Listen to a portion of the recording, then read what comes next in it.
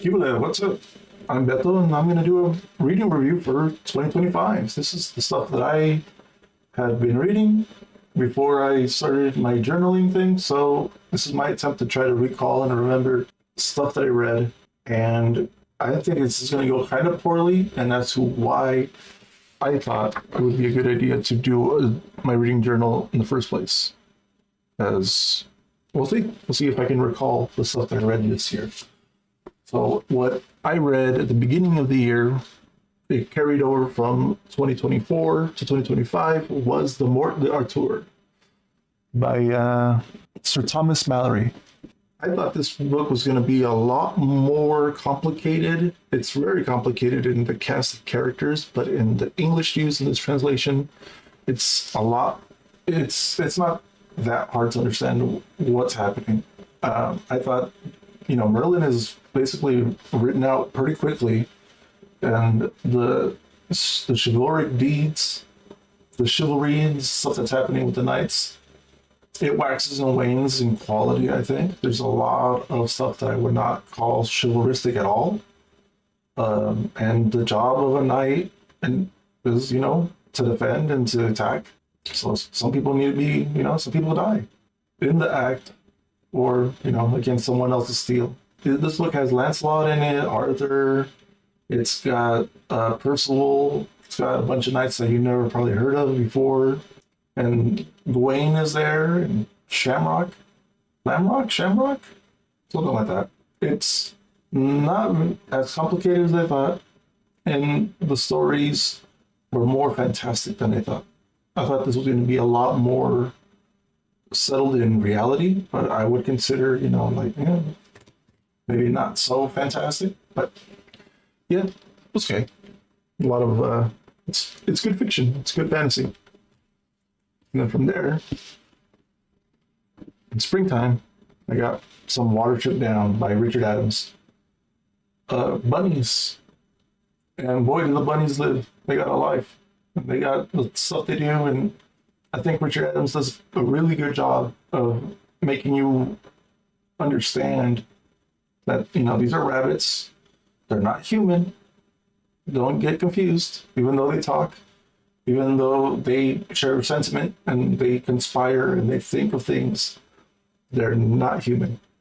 And that is still, even though they share human sentiments and shares certain human aspects, you never forget, there's a whole culture, and there's a little bit of mysticism in their storytelling. They have stories to tell and they share, and that's the way they pass their knowledge from one generation to the next. And it's really good, pretty gruesome, but true to a life of something like a rabbit that's always on the run and could get snatched up and eaten from anywhere, from the sky, from something else, something bigger than it. I really like that book. That Watership Down was pretty good. I also read The Hungry Woman, Myths and Legends of the Aztecs. And I got this online, so it's got all kinds of library edition stuff on it. But yeah, it's this one is the one where I wish it was the other way around compared to the Morte d'Arthur. This one I wish there was more to it. The stories in here, the myths and stuff feel very fragmented, very second-hand, third-hand. It's been, these are just scraps and fragments of what people can remember and what some stories that people shared. That's what happens when a culture gets, decimated and destroyed and forgotten. A lot of the stories, they're really hard to find. And this is good for an entry, but it feels elementary. It feels like, it's just not whole. It's not the complete story. It's a basis to get some kind of ground underneath you, but I wish there was more. So I'm going to keep looking for more Aztec, Mesoamerican storytelling. If you have any recommendations, I'd love to hear them. And then I read the Iliad. Yeah, the Iliad. I decided I was going to start my classics edition or my classics run of the great works, and before I got the whole collection of the great works, I got me the Iliad and the Odyssey. The everyone kind of knows a little bit of what's going to happen in these stories. You kind of have some idea, but it's not really until you read them that you realize how bloody and gory and tragic the war is, and how this could be considered, a great work of art, because it's just a war story. You would expect people fight and die, whatever. But no, it's a lot more than that. It's very deep, and personally, I like the Odyssey more than the Iliad. But I mean, to each their own, right? I could easily see somebody liking the Iliad more than the Odyssey. The struggle of glory, honor, life, point of the edge of a spear, and the fact that, to get something done, sometimes man has to kill man. Yeah, it's gross. The Fagles translation here, Robert Fagles, it's pretty good. This is a lot more, I think, of quick reading. This isn't too poetic. The thing that I really like is that they also go with the Greek names for the heroes and characters over some kind of Roman or other translation, like the one that I'm currently reading. I'm also right now currently reading the this edition, the camera. Camera wants to work with me a little bit. It's probably too dark to anyways. But yeah, this is the great books of the Western World edition with Samuel Butler's translation. Yeah, I'm currently reading this for my reading journal that I'm uploading. And which do I prefer? I think I still prefer the Fagles edition. And I don't know how many more times I'm going to reread it, but I am still interested in reading the Alexander Pope and maybe other translations of this. It's a really good story. It's one of the few stories that I feel like I could reread and try to get more out of it. If I knew Greek, I would love to have read it in the classic ancient Greek. But I don't know. It feels like that's just too much to actually understand now and learn to read. Greek? Nah. But yeah, that was some good reading. I decided to start before because I had been wanting to do a book reading journal thing for a long time, but I didn't know if I was actually going to get to it this year. And it took me a while. It took me until December to actually get to doing the journal. So I had started reading the Iliad and the Odyssey before, but hey, I get to reread it again. It was good fun. It's still, it's going well, my reading journal. And then October came around.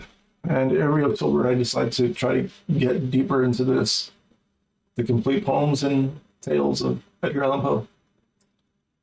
And for this one, I had already, prior to this, the year prior to 2025, so 2024, I had started reading this book. And it took me a long time because I realized that I am terrible. My attention is terrible at reading poetry. I read his poems, which are all in the front, and I had a miserable time. Love poems were the worst. Maybe I'm just jaded and old man with a stone of heart, a heart of stone. But no, the poetry for this love stuff was terrible. I don't know how anyone could see this stuff as romantic. His poetry on, the darker aspects of life and death and grief, those were much better, but still I found myself reading one or two pages, just pages of poetry and verse and stuff, and not having fun. I don't understand poetry, and I'm going to cut myself more on poetry. I'm going to try to cut my teeth on it more. I'm not giving up on poetry. I'm not giving up on any kind of literature, be it romance and anything else like that. But man, I realize that I have no fun there. And maybe I just don't have the palate for it yet. But maybe one day. Anyways, the stories that I read in this year, let's see if I can remember what happens in some of these. I wrote it down here. So the first story I read was Bernice. And if I get some of the details on this, forgive me. It's just, trying to dredge up what I can remember of these stories. So Bernice is a story of some guy that's losing his mind, and his childhood friend, maybe, that lives with him and kind of understands that he's a little strange, and they get married, and then it's a did this happen or did it not happen there at the end? With Poe's typical signature, kind of dark and grotesque. I would say in this case, it's yeah.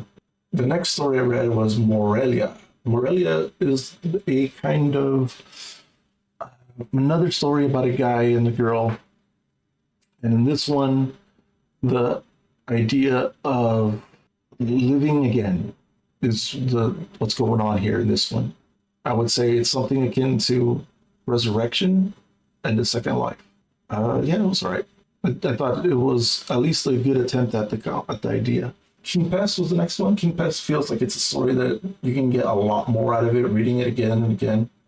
The characters are really good. I really like the focus on the characters, and it's another thing I think that you can get more out of it if you know the time and place, and you understand, people's superstitions and the state of mind. I feel like King Pest is a story I can read again and again, and get more out of it. I don't think I'm done with that story yet. Next story, Mystification. This one was something that I would consider a fun story. Poe sometimes writes a story where it's more in jest, it's more of a comedic tone with this signature grim style. And this one, yeah, the punchline at the end, it hit. It was good. I liked it. The next story, Ligia. I think it's Ligia. That one's a little bit tough. Hold on, what happened in that one? That's the one. Oh, that's the one with Egyptian stuff and the main character. It's a sanity kind of point of view of like, is he losing his mind? Is magic real? And these rituals happening? Not as good as the other ones. The next story, How to Write a Blackwood Article. This one feels very much like Poe's attempt to have a conversation with his critics and really more a jeer at them, to be like, you think that my stories are easily written and the concepts are flat, and how anyone can write a Poe type grim story that it's drivel and it's easily written and it's for consumption of the masses. And I feel like Poe does a good job at proving his critics right. This story really feels like a guy that's trying to, in a mocking tone, be like, well, what do you mean I can't tell a good story? All my stories are like this. And then he does exactly what he's, what the commentary is. Yeah, Poe does a good story at writing a bad Poe story. Huh. The next story is The Devil in the Belfry. This one is a lot better than the last couple ones. This is something more akin to like King Pest, where there's a lot of stuff to take in. There's obvious symbology and metaphor going on. And the ending still makes me wonder, what did I just read? There's more to this. So I feel like I need to know a time, a place. There's missing parts to this story that it makes it feel incomplete, yet on the first reading, it still feels satisfactory. It's okay. It could be better if I was, in the know. The next story, The Man That Was Used Up.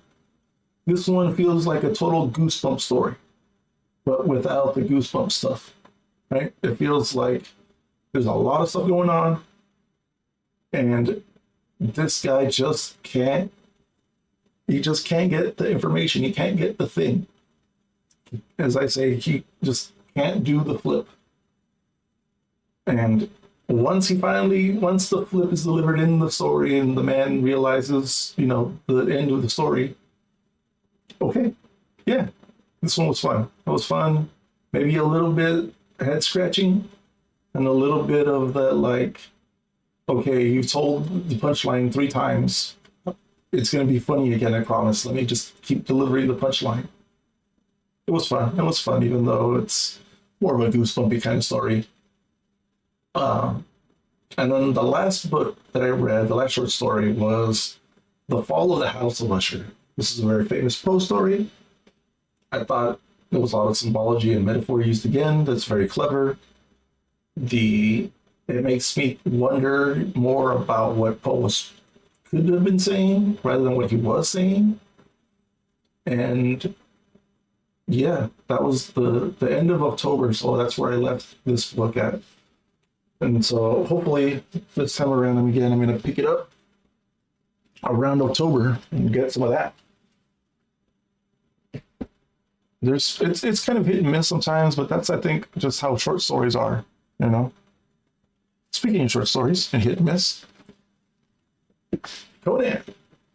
I read Conan this year, this first collection, The Coming of the Cimmerian, and Conan surprised me. Conan surprised me. I thought Conan was going to be more crass, more what you expect the Conan story to be without ever having actually read Conan. And Robert Howard, man, he has some poetry in this writing. It's called Sword and Sorcery, but yeah, it's elegant in some of its passages, and sometimes it is crass. And it's not hard to really get a grip on who Conan is. It's quick, maybe not the first story, the Iron Phoenix or whatever, but yeah, once you really get to Conan's life as he's telling it, you can really understand Conan's love of life. His chauvinistic sometimes, yeah, no, but it's more like a cavalier. He just does stuff because he can, and then where the numbers lie, right, where the bodies lay is where they're gonna lay. And it's very, I think in the forward they talk about how Howard explored civilization and humanity in these stories, and I could totally see it. Some were not as good as others. Some stories are very, that was written in that time. This is some kind of gross language being used to describe stereotypes of people. And there is some stuff in here that's just like, this was obviously written to just cash in on the magazine deal or something and put it in a book and get me my paycheck so I can pay my rent. And if you understand that, and you're just going into it not to find a lifestyle, but rather just to hear a voice to get a story, then I think you should read Conan. I think everyone should read Conan that has an interest in short stories, quick and easy, and looking for an adventure. You're going to get adventure. High seas, we got it. We got exotic locations, we got it. Lovecraftian monsters, both in and out, we got all that stuff. I had a lot of fun. And I'm totally going to read the next collection of Conan sometime next year, for sure. And around that point in time, I was about to start my journal, but at the same time, I got me some manga reading. I read me this first collection, the Omnibus one of Astroboy. I really want to read the next one. This is a lot of short stories of Astroboy, not in printed canonical order. So you're going to get some stories out of order and, when they're released. But for whatever reason, why they decided to put them in this order, that's what it is. It is what it is. A lot of good stories, some really fun sci-fi fantasy. You got the exploration of justice. You got some exploration of humanity. What is it to be human? The consequences of humanity, of just doing, your will because you can. A little bit of that Frankenstein, right? If you know anything about Astroboy. And some stuff is just kind of head scratching. That's the story, okay? What are you trying to tell me in the story besides here's something to tell you over to the next Astroboy story? I really want to get into some of the other stuff. I'm a big fan of Blackjack. I want to read Buddha and Phoenix and basically all the stuff that I can't get my hands on. I'm a big fan. It's interesting. Talk about the first entry in this one is pretty good. Yeah, the hot dog core, that's good. And around that time, I hadn't finished Conan yet, but I decided, you know what? For Christmas, I'm gonna get me some equipment and I'm gonna start my reading journal. And so here I am. This is where I'm at today in December. I'm reading George R. R. Martin's A Game of Thrones, and I read A Great Conversation, or The Great Conversation by Hitchins, I think. Robert Hutchins.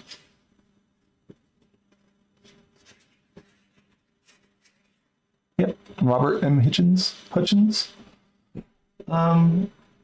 This I actually finished. So this is basically a bunch of essays and letters and stuff to be like, why should you educate yourself? Well, why did we think these are the greatest books? And the fact of like how a liberal education and how that stuff is supposed to work, where one conversation carries over to the next and the next. And then right or wrong, that's up to you to decide.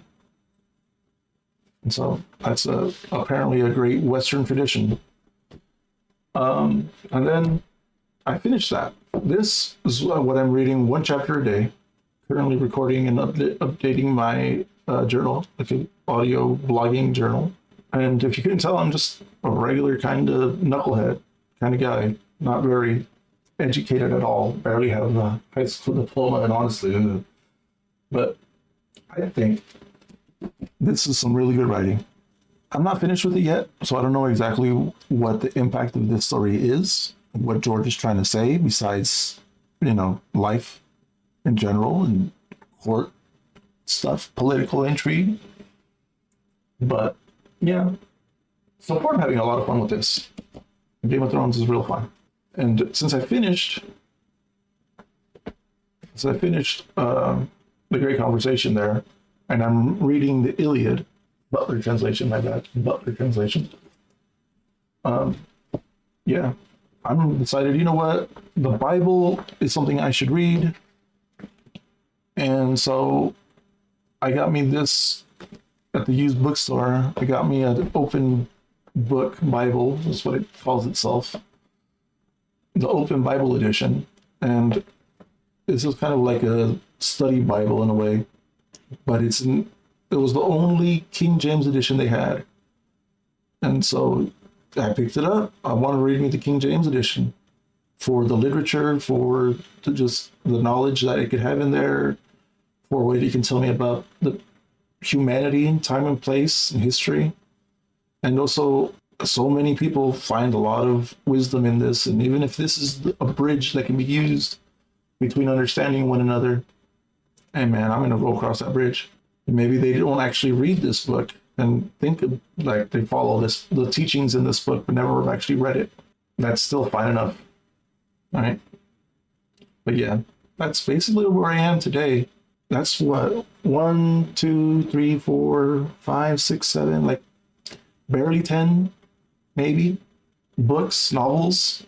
Less than that if you consider like the short stories and stuff. And the fact that some of it's manga and whatever, if you want to get into about what counts and what doesn't. And I think it's not really about how many books you read. That's relative, right? You could read 1, 0, well, not 0, read 0, then you're not, why are we talking about how many books you read? The number really doesn't mean anything to me personally.